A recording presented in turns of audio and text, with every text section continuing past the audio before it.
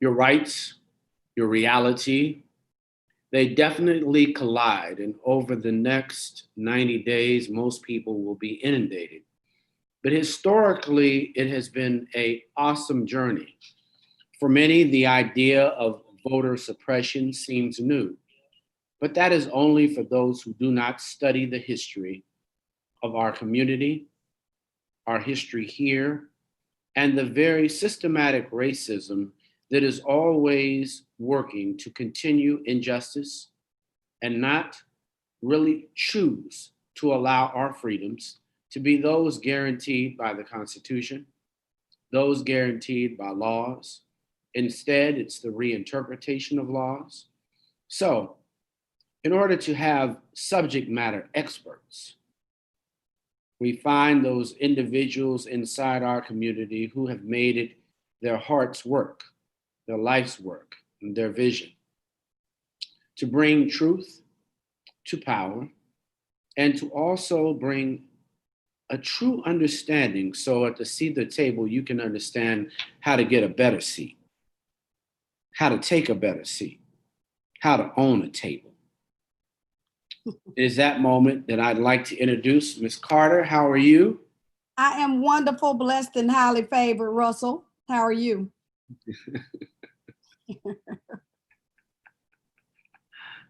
I'm fantastic. So when you first think of voting, what comes to your mind, given that it's getting ready to happen soon? When I think of voting, right now I think of life or death.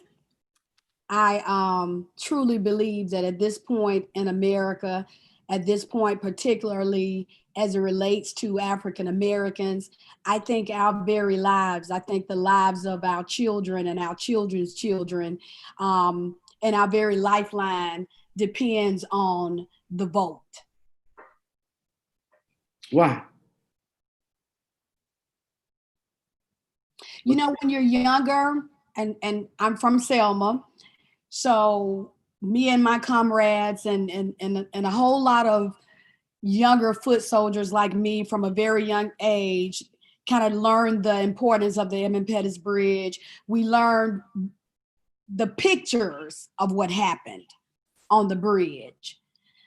But as I've gotten older, and it's been a group of us on this journey that are now national activists across the country. We've learned that the why the vote was so very important, and what was it about the vote that the other people did not want us to have access to it. And I think, unfortunately, because of our lack of history and lack of knowledge that's going on with that has taken place over the past 50 years since we got the right of vote, and since other people have been telling our story, better yet, telling his story, our children and grandchildren, and a lot of the millennials and Gen Z generations who we'll go back to that later. But a lot of us really haven't understood what the vote is and what it does. And what I have found in my journey, now being in my 50s, the vote controls everything that we do. It controls how we live, how we are educated, where we can live, what we can eat, where we can go. It literally controls capitalism. And because, unfortunately, because the African American and poor people in the United States have been locked out of our real education and the real history of America and the United States, we still, a lot of us still don't understand the importance of what that means and what that gives us and how that empowers us and how that energizes us and how that allows us to participate in the very fabric of this country. A lot of us are lost. A lot of us are still struggling to find our way. And that's heartbreaking for some of us that have been out here struggling, that are still on the front lines. And we're not just frustrated. with the lack of knowledge. We're also frustrated with our brothers and sisters who, for some reason, think that we have arrived because we can live in subdivisions, because we can get certain jobs and certain positions and certain titles. So, Russell, we got a lot of work to do. I mean, and obviously, I think with recent happenings, we don't have to regurgitate everything that's going on right now within voting and who we vote for and how we're gonna vote. But you can't talk about the vote without bringing all of these things to the table. So I'm glad to be rolling out at your table today. That's beautiful. Now, how'd you name your organization and why? Well, I have several: Women of Will, which we train women to run for political office, and Salute Selma, which I think the name says it all. And no matter where I go and what I do, along with a lot of other freedom fighters that have been on this journey with me and with us since we were young teenagers and met in Selma, doing community work, I always want Selma to be remembered. I feel that it is a personal responsibility that I share with the world what Selma gave to the world and continue to make Selma relevant and continue the legacy of people that fought and died for us to be where we are in these United States today.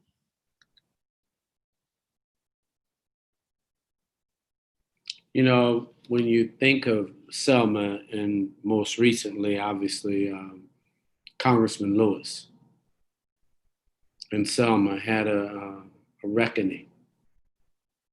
Has our community really reconciled the role that Selma and the South play and the freedom that's experienced in the Midwest and around the country? Do they really understand freedom fighters when you say that, people who have been here on the front line? And why don't we recognize that if we are not recognizing it? Well, Russell, again, I think it goes back to all of the institutionalized racism that has been enacted since 1965, since we got the right to vote, since 1953, with Birmingham and the civil rights movement and desegregation, since Rosa Parks and the desegregating of public transportation. I think there's been a concerted effort to keep us away from our history because knowledge is power. So even though some of us are Ivy League graduates, we've only had the 30 days in February of talking about the African American struggle as well as the African American contributions. They don't know anything about Mother Africa. They don't know anything about the what slavery really was, not just as a picture, but literally what it did and how that continues to affect everything that is happening with us as a people and within this country right now, up to the Black Lives Movement, with mass incarceration, with sexism, and with all of the isms. If we understood our history, our real history, I think we'd be at a different place here in America. But for now, we got to work with what we got, and it's our responsibility to each one of us teach one of us. Ladies and gentlemen, we are with Ms. Carter. She is the CEO of Women of Will and Salute Selma. And I, Munson Steed, want to make sure that we clearly know that the voice that you're hearing is dedicated to change. So even today, we are all enamored by the idea of the vice presidency. But there are other offices that my sisters definitely are being trained to fill. What offices are those? I want to say something, and forgive me, Munson, not Russell. forgive me. We've been talking, I think the whole world for probably the past 5, 7 years, the eyes have been on Black women. We are the most educated in the country. We are the number one voters in the country.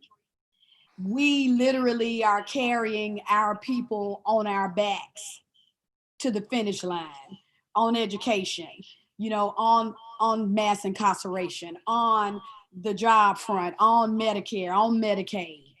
I want to take this opportunity because, as you know, with us having our sister announced as the vice president, and let me say, for the record, and I say this in all sincerity, I didn't care if it was going to be Donald Duck as the vice president.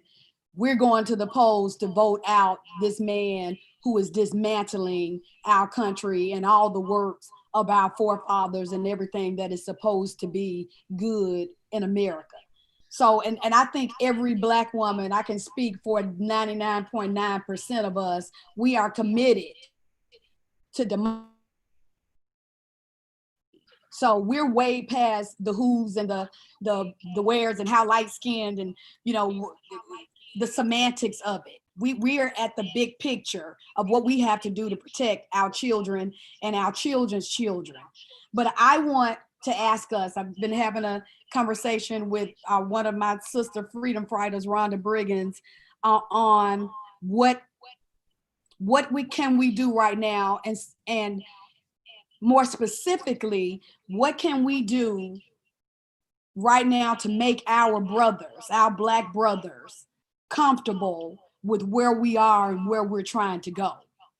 So I want to kind of step back for a moment and say, we're going to take a couple of weeks, Munson, to reach out to our Black men.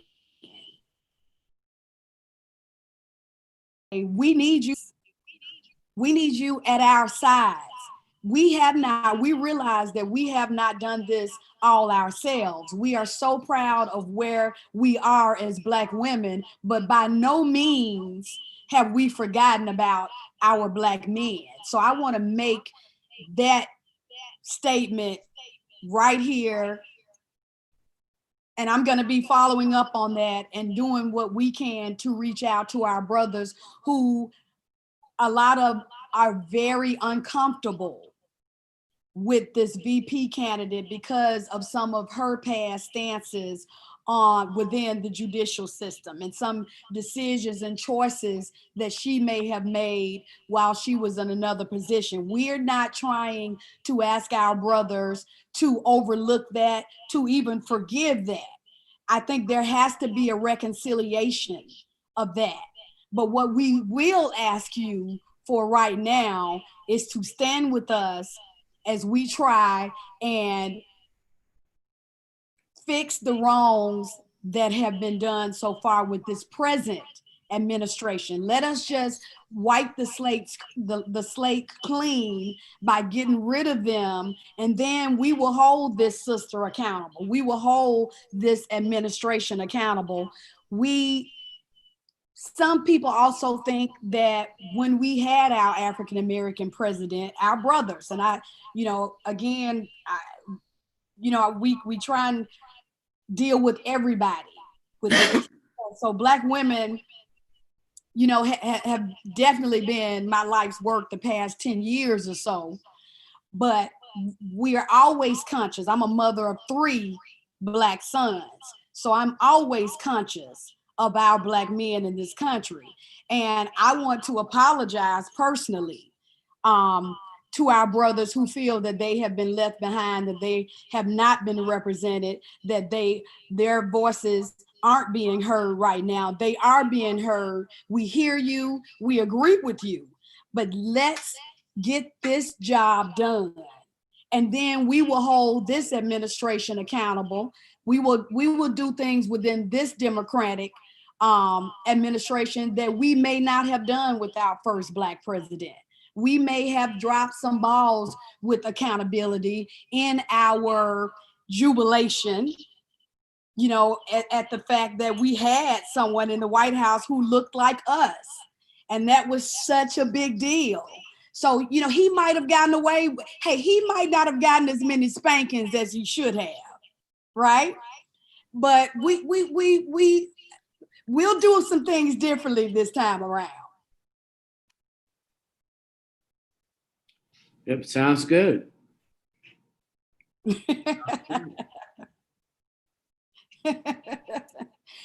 So that's kind of where I am. We're trying to on the ground. Again, I'm in Birmingham, Alabama. I'm from Selma.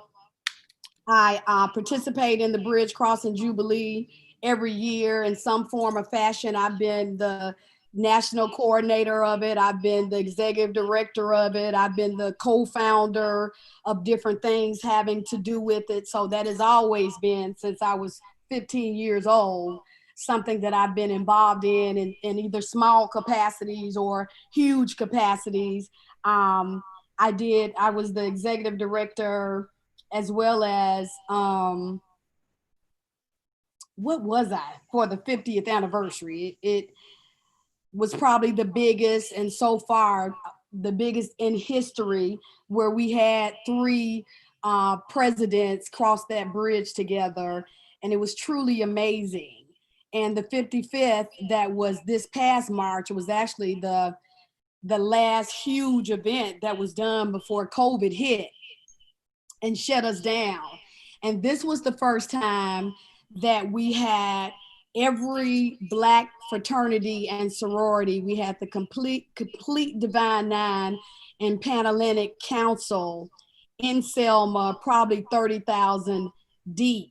And we activated the political legs of our fraternities and sororities back then in June. And I have to give a shout out to the president and the social chair directors for Delta Sigma Theta, who came to me, were the first ones to come to me to say, we think Black women should lead the march, the Edmund Pettus Bridge March, for the first time in history. And from there, Munson, it went from being just Black women to the Black women and all of the male fraternities, because the male said, well, if all of the sororities are going to be there, what about us? And so we, of course, said, okay. So we ended up literally with every one of those fraternities and sororities in the same place at the same time. And we're just kind of now. Should we actually, do we imagine that bridge will have a name change soon? I think so. What that name is going to be, and that's as a daughter of Selma, I have no idea. Even having the admiration for Congressman John Lewis, because I'm from Selma, I know dozens, if not hundreds, of foot soldiers who were on that bridge on Bloody Sunday. So my personal suggestion, I wouldn't argue so much about the name. I don't think it should be named after one person, but I do think that the whole highway, which is presently called Highway 80, that once you cross the bridge, it becomes Highway 80 from Selma all the way to Montgomery. I think that should be the John Lewis Highway. You still didn't tell me the name of the bridge. I'm going to let everybody else fight over that. Like I told you, I don't really care about the semantics of it.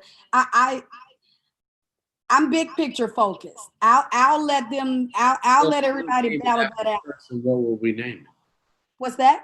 If we didn't name it after a person, what would we name it? Oh, it could be the Freedom Bridge, the Bloody Sunday Bridge, the Glory Bridge. I think we can come up with some fitting words that's not necessarily one name that would be sufficient. So women in running for office, we've got the first Black mayor in Ferguson. How did that feel? It felt empowering. It feels, it's freedom. And I think people use that word casually, because I don't think Black people have ever really been free in the true sense of financial freedom, economic freedom, the freedoms in terms of some of our white brothers and sisters. But when we had these wins, like an Obama, like Kamala right now, it's almost if, do we dare hope? Do we dare hope that the dreams of Martin Luther King and Malcolm X and Sojourner Truth and all of these people, do we dare hope that someday our people will have true justice, and not just symbolic justice, but justice where we don't have statues of hate that are to be stood up and praised and thanked when they were murderers and rapists of our people. True freedom is that all of our children will have adequate health care, that all of our elders will have access to health care, that all of our boys will get fair trials and will have the right to drive and to be on the streets and to jog without being killed and murdered. We've come a long way. So when we have these wins, they're great, but we can't ever get comfortable, because every time we get comfortable, we have a Ferguson.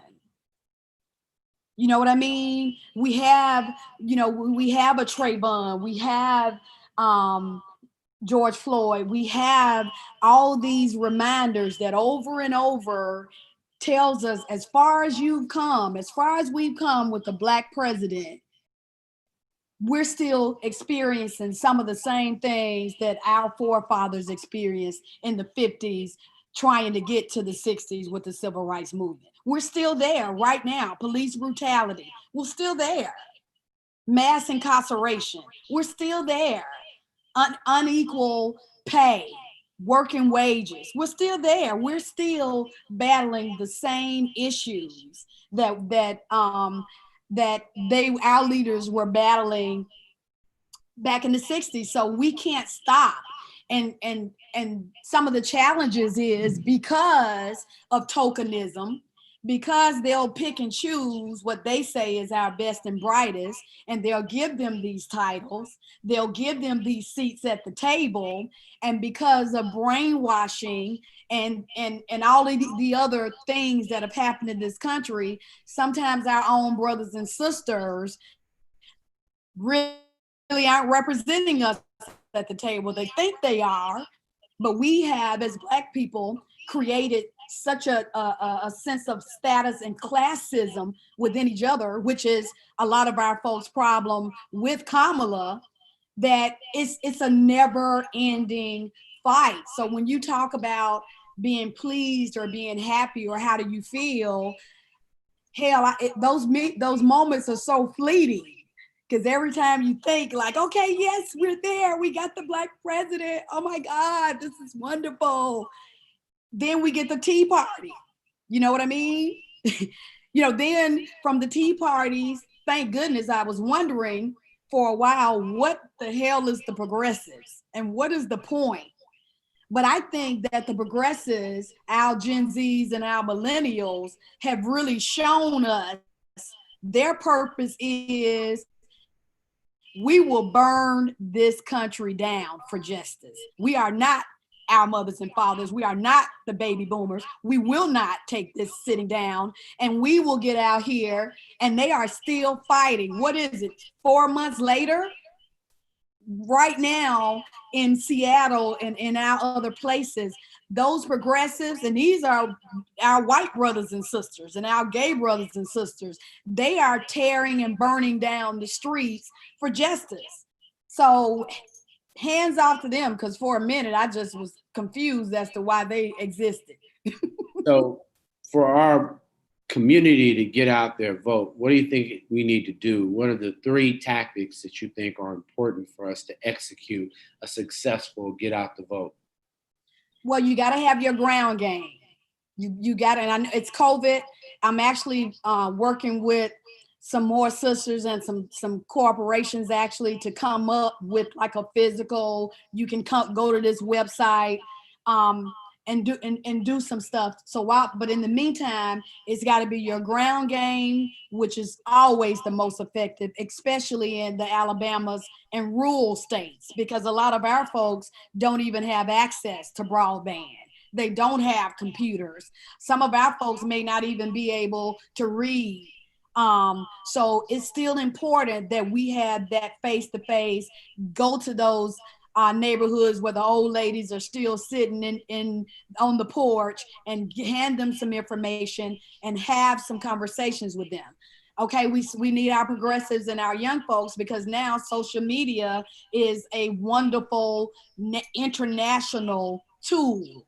So we got to have our social media game, and we got to have our air game, which takes money. We got to be, even if we're giving $10 a month to whoever our candidates of choice are, go on and make that commitment for them to take that $10 off your debit card or your credit card, and financially contribute. They can't win without money, especially when we're dealing with billionaires. So you got to have your ground game, your air game, which is money and advertising, and your social media game. Super.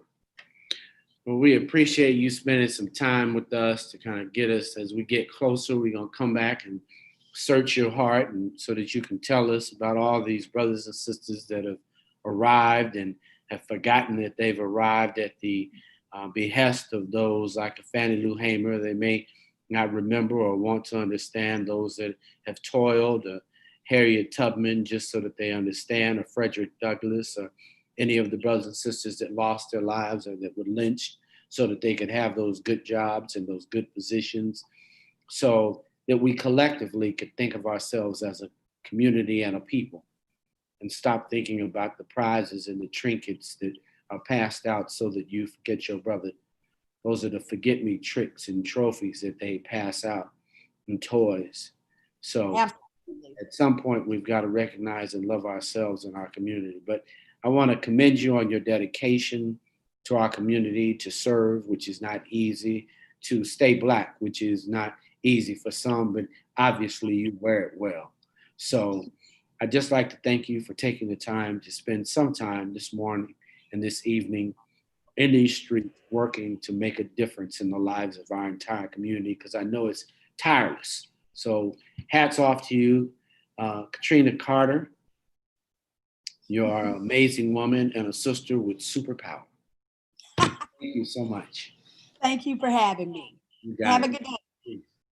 For all you out there, don't forget to support Catrena and all those organizers who are making a difference in their community. It is important that as a seat at the table, that you remember, in order for all of us to be able to take a seat together, we must struggle together. So, as I always say, you do not have to be in the streets, but you must be in the struggle. I'm Munson Steve for a seat at the table. Thank you. All right, Ms. Carter.